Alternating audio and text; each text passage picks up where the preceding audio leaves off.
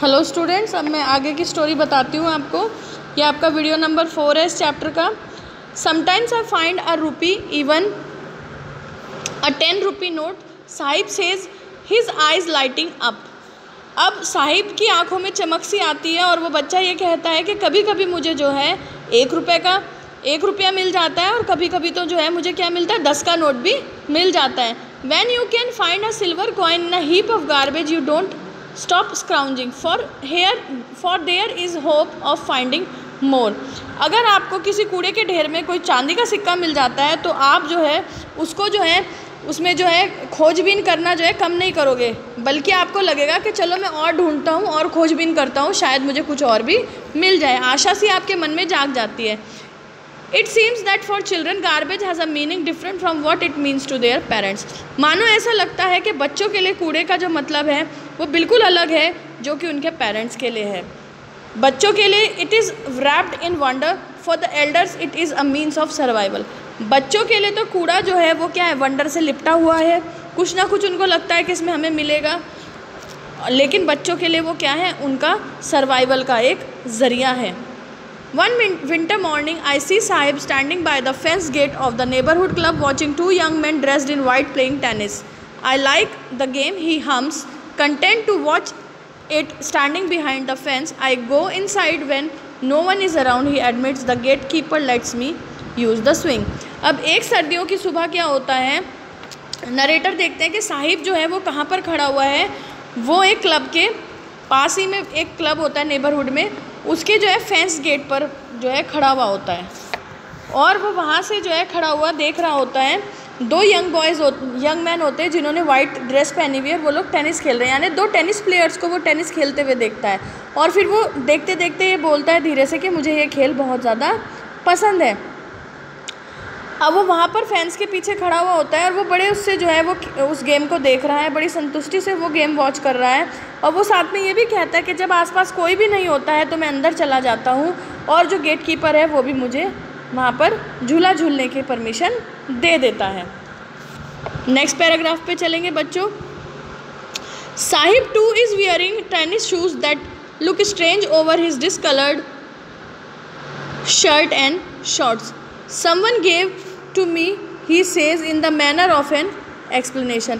अब साहिब ने जो है इत्तेफाक से उस दिन जो है वही टेनिस के शूज़ पहने हुए हैं जो टेनिस प्लेयर जो है टेनिस खेलते हुए पहनते हैं, और वो जूते जो है ना बच्चों उसके बड़े अजीब लग रहे हैं क्योंकि उसके जो कपड़े हैं उनका कलर उड़ा हुआ है।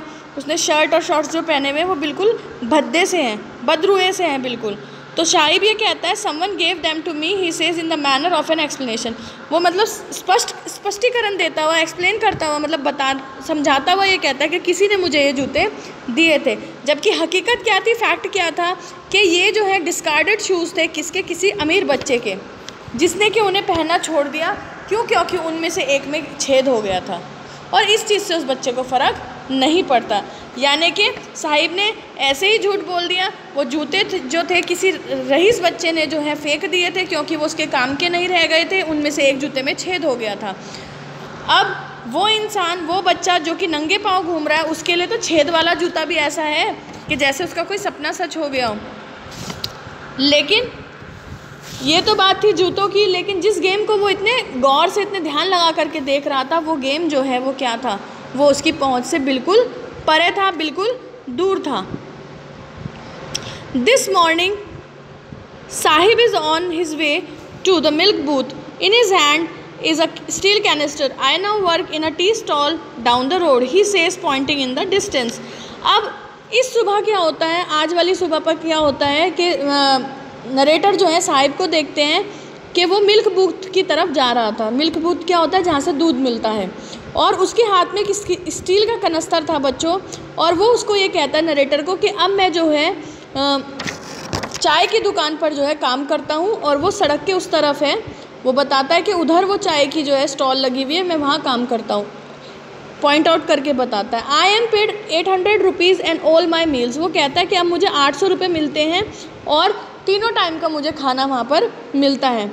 Does he like the job, I ask. मैंने उससे पूछा कि क्या उसको वो जॉब पसंद है, वो काम जो कर रहा है चाय की दुकान पर, वो काम उसको पसंद है। His face I see has lost the carefree look.